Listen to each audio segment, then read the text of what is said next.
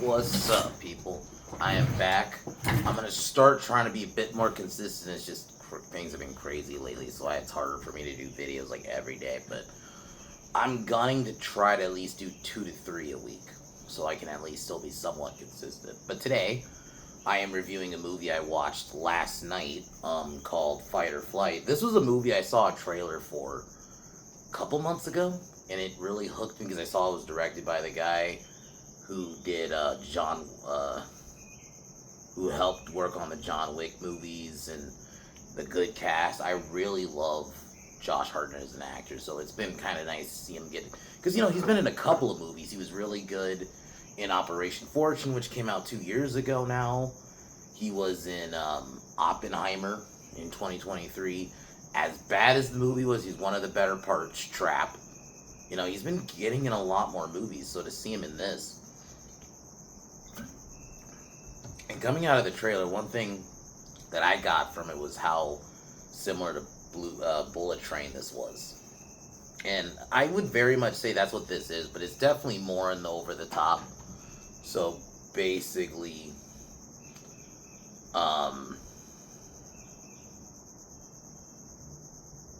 so this is when he gets hired. Lucas, played by Josh Hartnett. He's a former Secret Service agent. Who's in hiding, is brought out in hiding by his ex-girlfriend, Brunt, that's Katie Sackhoff, who all she is in this movie is a giant bitch. I love it. I love how much of a bitch she is, but she's great. I actually think her and Josh Hartnett have a great dynamic. And he has to go on the plane and identify a hacker named the Ghost. And basically, chaos ensues. You have a bunch of fights on the plane. Even one of the people who work on the plane is actually she's able to fight.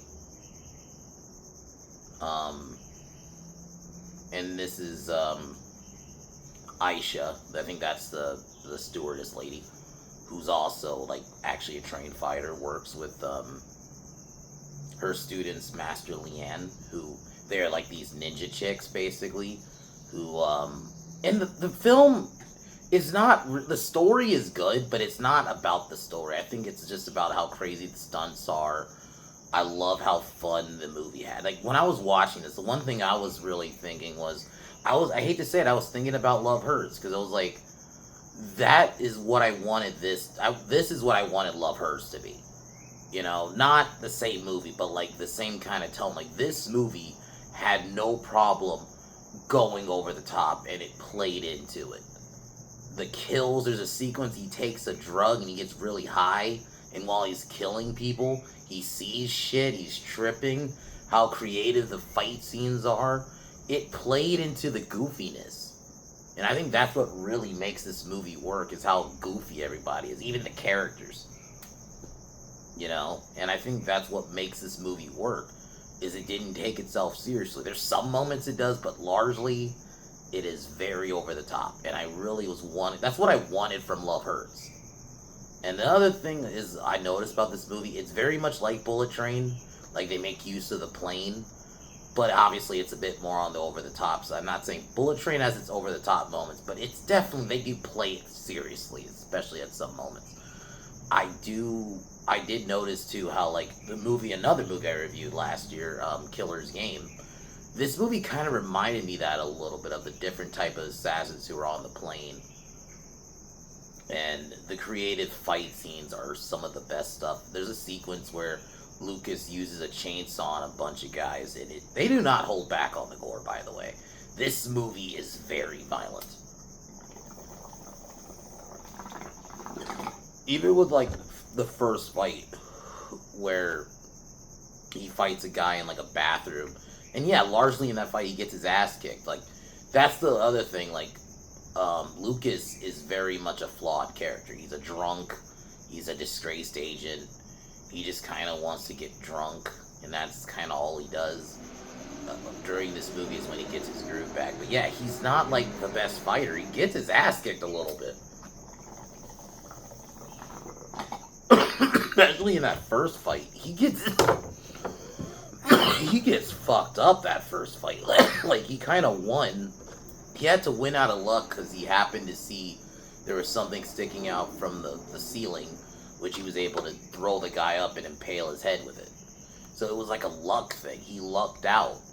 And I think that's the other thing I really love about this movie is the stunt work, but also how much they use the environment. I love movies where in fight scenes they use the environment, and I love that.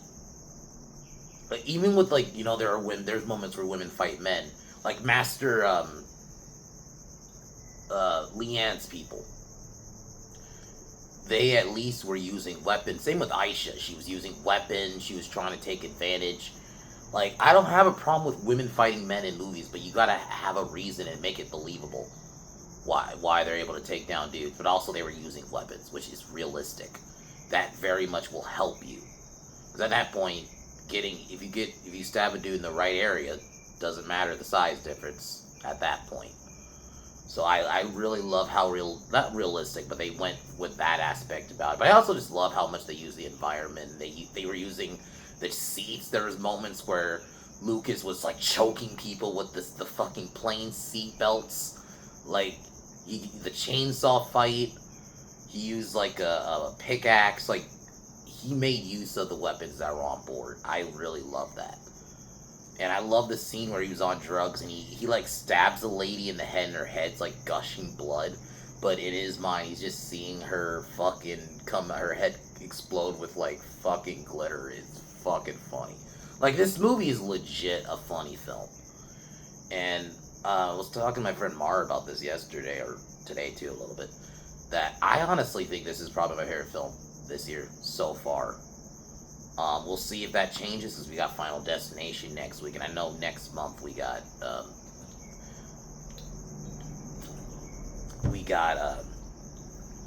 28 Years Later. That's probably my most anticipated movie, so if it delivers, potentially it could probably be my favorite film of the year, but we'll see if it takes that spot. There's a part of me thinks it has a potential it could, but for right now, this is definitely up there for me.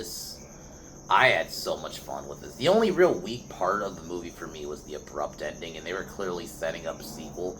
And I would have liked to have learned more about the ghost.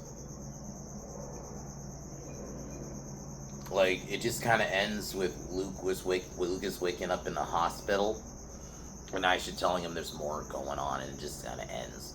They clearly are trying to get a sequel, and I'm hoping it gets it, because if it doesn't get a sequel, that could suck, because they clearly were setting up a sequel with that ending.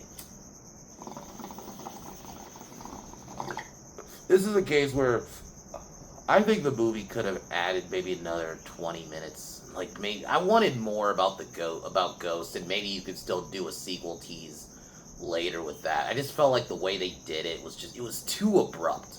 There's a way to do abrupt endings, but I, for the most part, don't love it. Largely just because sometimes it just feels unresolved. I'm gonna be honest, I like this movie, but I do feel like there's an aspect about it that's a little unresolved. That's my only real criticism. I like everything else. Fun cast. I even like the goons. I love how over the top the different assassins are. I think I saw another criticism when I was going through reviews that I kind of agree with, that I would have liked to have seen more of the ghost, so we could have, like, a face to the villain. Because having a faceless villain, don't get me wrong, I am cool with great fight scenes and all that, but I do like having a main villain. Like, even in Bullet Train, the villain was the white fucking, fuck, I don't know why I forgot the name. Hold on, I'll look it up really quick. I'll just say it, Michael Shannon's character, but I want to get the name right.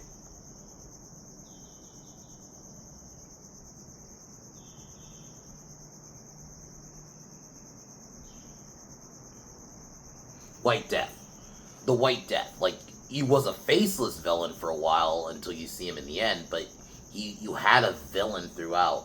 Ghost was kind of anonymous for a while. We don't really know who the Ghost is yet.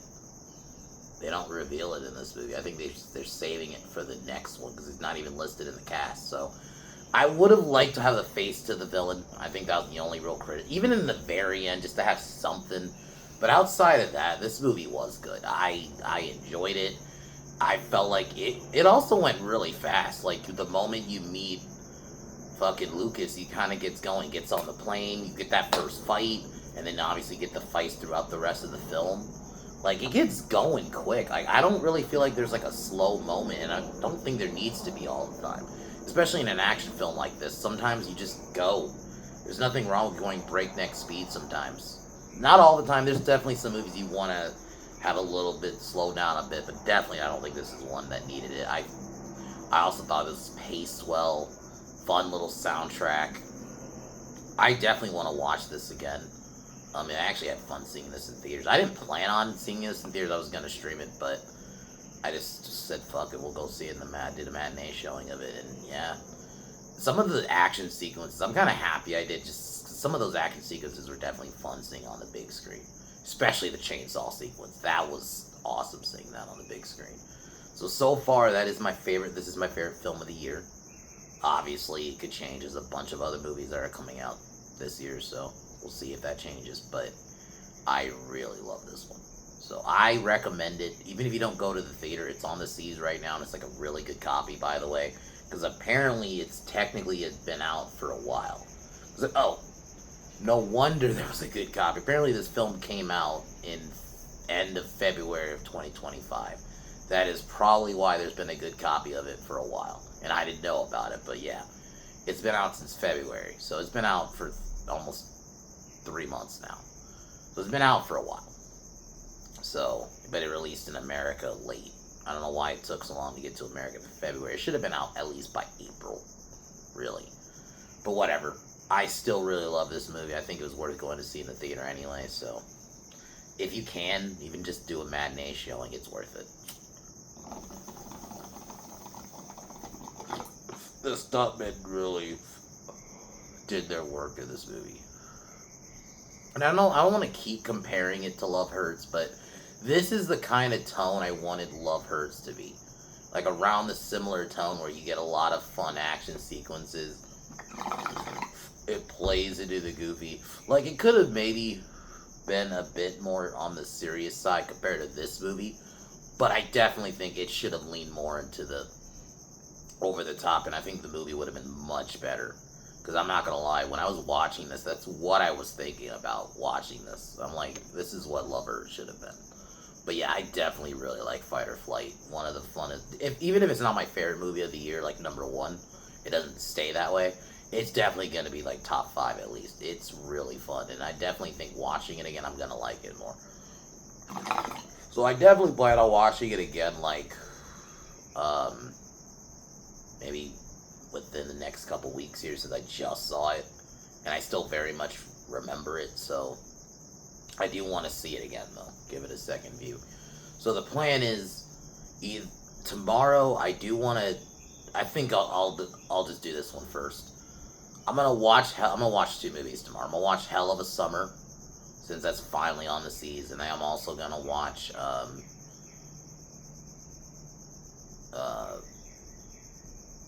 Clown in a Cornfield, which that's a movie that's been out and I've been seeing a trailer for a while. I had a friend who saw it already and said it was decent. There's like one cringy scene in it, but we'll see if that scene ruins it for me, because it sounds bad from what I heard. I'm not going to go into it now. I'm going to save it for the review.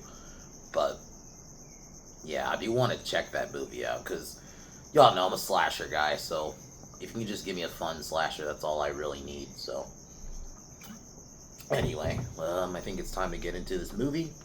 Also, we didn't stream for Pin Down since it was Backlash today, which was a pretty good show, by the way.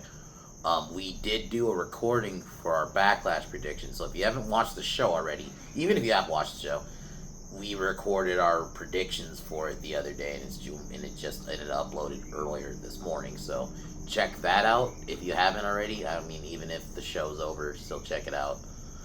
But other than that, guys, we should be back for a normal show next Saturday. But anyways, let's get into it.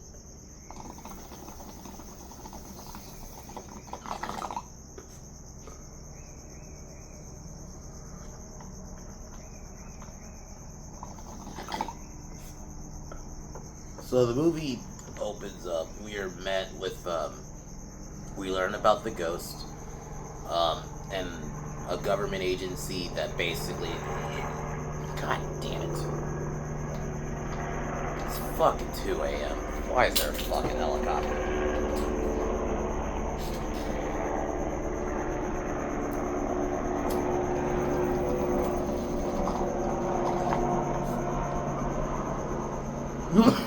So... I'll say Brunt, dude, that's, Catherine, that's her first name. I'll just call her Brunt throughout the review just because it's better. Played by Katie Sackhoff, who she basically is a bitch, and I really think she plays this role well. And it's, you know, you would think she would, and she probably will get physical in the next movie, if they do one. Because Katie Sackhoff, you know, obviously she's done The Mandalorian, not even gonna really count that, but she's done a couple other action roles. And if you've seen her in real life, like, she clearly could do action scenes. So, but in this one, she was basically she was like the handler. She's almost like Sandra Bullock's character, but if you had seen her earlier, like if you'd seen her earlier in the movie. Because Sandra, you just kind of hear her on the phone until the end. But I love her in this movie. You could tell Katie Sackhoff had fun with this. Like, she was fucking great. I love how bitchy she was. Like, it's the same way where with dude characters where they play a douche, but they're like almost a lovable douche. I feel like she was a lovable bitch in this movie. She was fucking funny. You could I think what helps too, you could tell. I love when you could tell when actors are clearly having fun with the role, and I really think she was having fun with the role. Almost every line she was saying, I thought she had great. Even though they weren't on screen together, I thought her and Lucas, her and Josh Hartnett had great chemistry. The way they would like talk to each other, I love their dialogue. I almost like the moments when they're just talking to each other on the phone are like some of my favorite scenes in the movie. Yeah, would I've liked to have gotten more involved physically, but clearly if they're setting up a sequel, maybe she'll get involved in that. Maybe like physically more and do some stuff in that one, but I thought her and Aisha, she's initially, you see her, she's just a stewardess,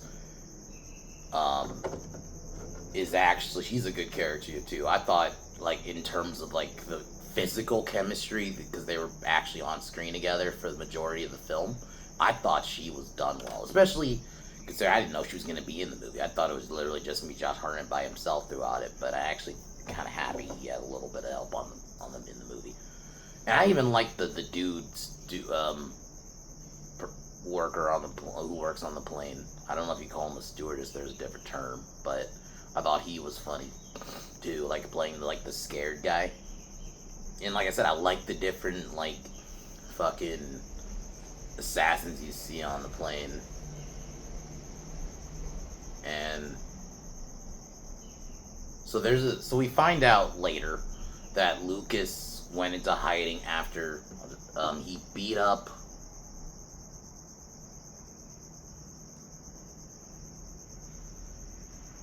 So yeah, we get the reveal he beat up like his boss because he basically that he was beating her up. Like he beat up like one. I'm assuming it's kind of like if you've seen the movie Last Boy Scout, where Bruce Willis's character hit the center because he was beating on a woman. I'm assuming it's a similar thing here where he was beat a woman. He saw his boss beat up a woman, so he had to, and he clearly went into hiding because he probably was going to be in trouble for that. So you see him, he's in Bangkok just drinking. I think there's a little bit of an action scene in the beginning, and then he gets a call from Brunt asking him to look into the ghost. Initially he refuses, but she promises him, I can, help get you off and clear you of your charges. So he agrees, and he gets on the plane, and he has to find ways of identifying the hacker, which the main way is that he has a bullet wound. So this is where you kind of meet the first assassin, Cayenne, who initially he just plays off like he's a dancer.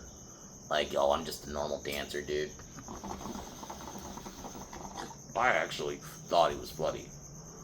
I mean, don't be wrong, it was cool. He was an assassin, but it would have been funny. He was just a crazy dancer character. That would have been fun. I thought he played that role really well. Because he fooled me until we get the reveal later that he's actually an assassin. And we find out the ghost has a bounty, so he wants to claim it. So that's why there's a bunch of assassins who are actually on the plane. Because they all want to find. That's why it reminds me a little bit of Killer's Game. Because obviously, even though the motives are different, how Batista had a bounty on him and all these assassins were trying to get him. It's kind of similar here, where they all want to get the ghost. So I really like that. I like the different assassins you get in the movie, who are each different. They have their own way of killing.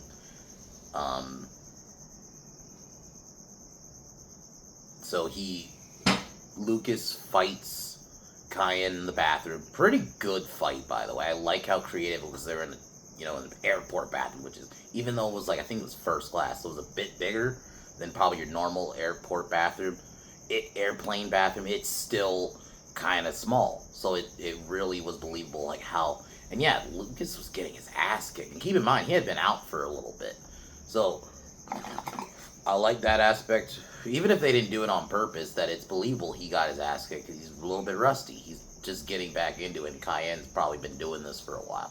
So, and the way Lucas won the fight, he kind of won by luck, because there was like, I think it's the hose thing that not the hose, but the sprinkler. That's what I figured. It was something sticking out of the ceiling that was at least sharp enough to where he managed, because Cayenne basically had him dead to rights, because he had them, like, his foot on his head, and basically he's gonna choke him out, essentially. And then Lucas had a luck out, grab his legs, and then push him, thrust him up, and he impaled his head on the whatever was on the ceiling, and it managed to cut his head. This is where he convinces Aisha and who's the other stewardess? So it is a stewardess for a man too.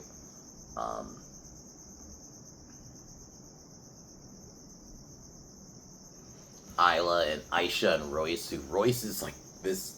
He's just like a normal dude, because we find out later that Aisha is actually a former child slave and managed to train herself and help free other children from child laborers, because she was a child slave. I don't think it was like a sex slave. I don't think they go into that. The vibe I got, it sounded more like human labor, but who knows? Maybe it was that. They just haven't gone into it fully. That she just said trafficked, because I don't remember her mentioning anything if she was sexually trafficked. So this is where he tells Royce and Aisha about what's going on with the ghost, and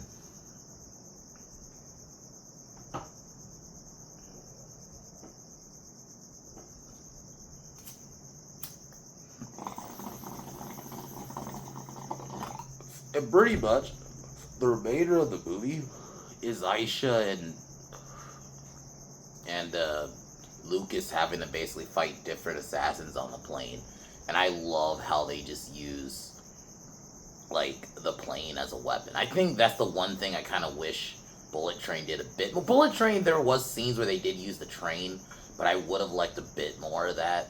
Granted, Bullet Train wasn't like there wasn't like an uber assassin. You didn't get a bunch of kills more till the end. There was kills throughout the film, and you had the one fight scene with Bad Bunny's character and Brad Pitt, but outside of that scene, it wasn't like a bunch of fights throughout the film. Like, not like this one. This one is a bit more action-packed, so I can kind of understand to an extent.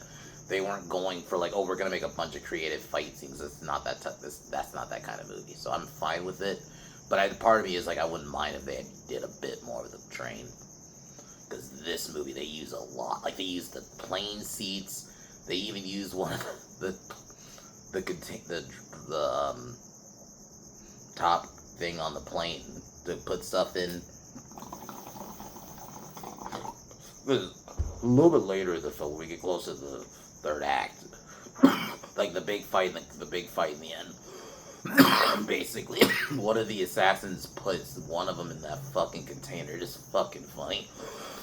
Not gonna lie, that was funny. Like, I love stuff like that, or even You have there's a couple scenes where Lucas chokes out a guy with a fucking plane seatbelt. Like he just uses, and it's like it makes sense, and I think it works too because he's also trying obviously to not get innocents, or because there are innocent people on the plane, which I actually like that aspect. And it's not like, oh, there's a terrorist trying to take over a plane. There's just a bunch of action scenes around a bunch of people, which I really like. I like how they have to try to keep it quiet, though, keep everyone calm, because they're on a fucking plane. You don't want a bunch of people freaking out and a bunch of assassins around. That's not a good idea. So I really like that.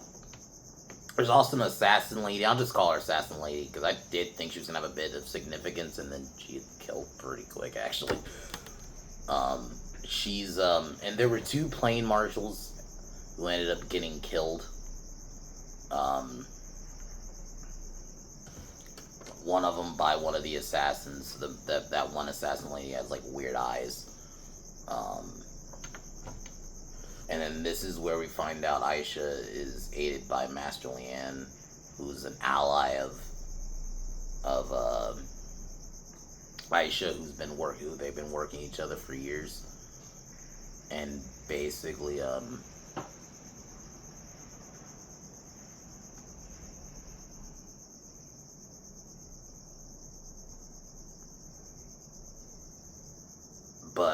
Hunter, who's the guy who works with Catherine, basically reveals to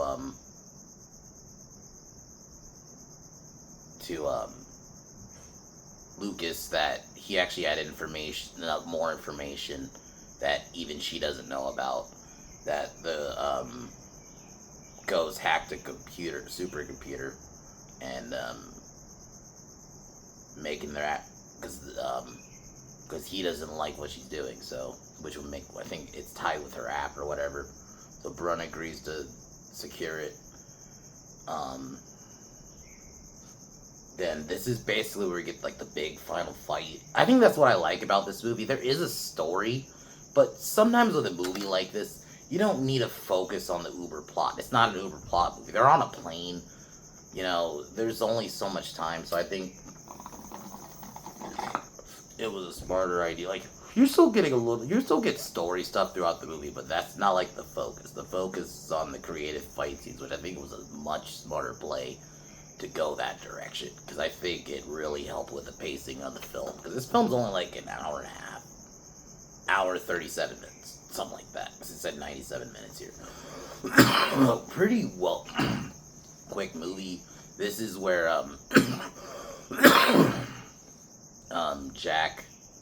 Lucas takes like a drug, some kind of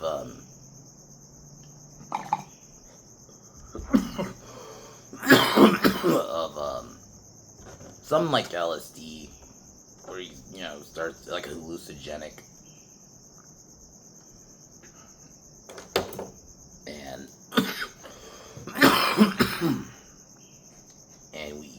it really does help him in the fight, but he starts seeing trippy shit, because it's seen like when the guy puts the dude in the plane thing, like in the cargo hold. I couldn't think of the name for a second. He like sees him like carrying him like a baby. It's fucking funny. Like, this scene where he's just tripping out while he's killing all these people is fucking great. Aisha gives him a chainsaw, and he goes ham and just slices people in half. It's like, they do not hold back on the violence in this movie. I figured it was gonna be violent, because it is the team that made John Wick who made this movie, but I didn't, because John Wick movies are violent, but they're not that violent. There's a scene he sliced the dude like straight up in half with a chainsaw, like this way. And you see his like body parts flying. There was like body parts flying. Like, he slices a dude's arm off. There's the lady he kills. That one assassin lady he kills her with like a pickaxe, and he's tripping. So all he's seeing is like a bunch of glitter coming out of her head, which is fucking funny. But it's like her blood splurting and spitting out of her head. It is pretty bloody. Like, that was even a bloody scene. So they managed to kill all the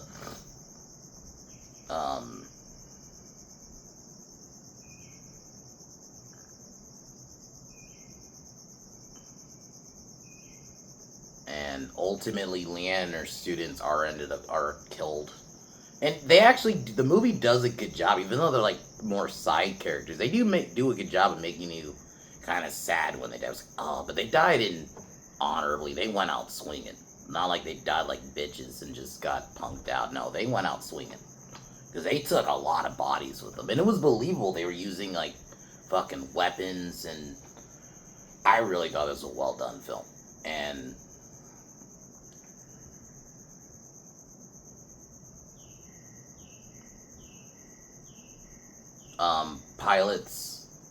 both pilots are killed.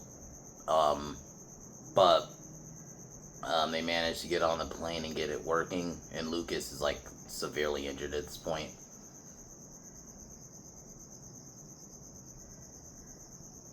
And the plane misses its landing, and Brunt ends up killing Hunter.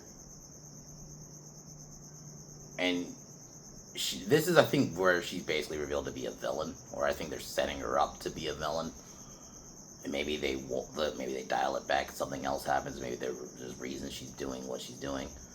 Because he won't refuse turn Aisha over. He resigns himself. Aisha tells him that the computer was navigating the plane, and she had a whole escape plan of her own. He passes out. He wakes up in a war-torn hospital, and Aisha tells him the work's not done. So I didn't love how abruptly the movie ended. It was just kind of like, I was expecting maybe like another 10 minutes, even like at least a couple more minutes. And maybe it should have went on a little longer. We could have gone more into the plot. Maybe that's how we get more into we revealed it. You could have even had Brunt either working with the ghost. I'm wondering if they're going that route, that she's actually working with the ghost. But we'll see. If this ever gets to see. Well, I hope it does. I really did like this film. Like I said, I didn't like the abrupt ending. I thought it was a little bit like, oh, okay. I did like that third act fight. It didn't feel like that this was the final fight. That's my only issue. Like, I understand they were planning a sequel versus like Bullet Train, that was a one-off. But I really feel like if you're gonna set up for a sequel, there's a better way to do it than just abruptly ending like that. It's like, oh, we have more work to be done, and then end. It's like, oh, okay. I would have rather, like, maybe if we go more into what's going on with Catherine. You could have even revealed that Braun was a villain. And I guess they showed you it, but have it be that he finds out more about her. I think you could have done something where we go into the next phase of the next movie instead of, like, just abruptly ending it. I thought it was just like, oh, okay, it's over. That was very quick. I was like, okay, it's done. But overall, still, though, it's a really fun movie. I definitely recommend it. I still think you should go see it in theaters, even though it is on the seas now and it's a really good copy. I think it's worth watching either way. Honestly, it's a fucking dope movie. Good action, fun premise. They make use of the premise. Fun cast. Fun kind of set of characters, even the assassins they have to kill. It doesn't just feel like, okay, they're just killing a bunch of I mean, even though they kind of are, but it doesn't just feel like they're killing a bunch of goons. I like that the assassins felt unique. Maybe not every single one, but they at least had kind of characteristics. They made really creative fight scenes. I thought the stunt work was done well in this. I am surprised how violent it was, and I love how violent it was. But even some of, like, the violent kills are done funny. Like, the scene where he's just tripping out. Like, he's not seeing people just get sliced in half. He's, like, tripping balls. They do that well. And like I said, I just thought it's creative. It gets into it quick. It's paced well. Just like I said, the abrupt ending is I don't love. But I still think it's paced well, even with the abrupt ending. But yeah, guys, I'm going to call it here. That's all I can really say. Fun movie. If I had to rate out of 10, probably 9, if I'm being honest. We'll see if my rating will change. If it does change, I'll definitely say in another video. But for now, I'm gonna say keep it at a 9. I really enjoyed it. I had fucking fun with this movie. So this is definitely my favorite so far. My favorite film of the year, and we're damn near in the middle of the year, which is kind of crazy, by the way. So, anyways, guys, Tomorrow, I'll review Clown and Cornfield. I'll watch. Still gonna watch Hell of a Summer too, and I'll just give my thoughts on Hell of a Summer and a quick thoughts on it tomorrow for tomorrow's video, and then Monday hopefully I should do Hell of a Summer. So go into that fully, because that was one I've been kind of want to watch all year, but I heard it's pretty fun, so I'm gonna watch it. So, well, I'm gonna do Clown in the Cornfield first, since it came out this weekend anyway, so it's the newer movie. So probably makes sense to do that one first instead of doing a movie that was like almost a month old. So we'll do the newer one first. So, anyways.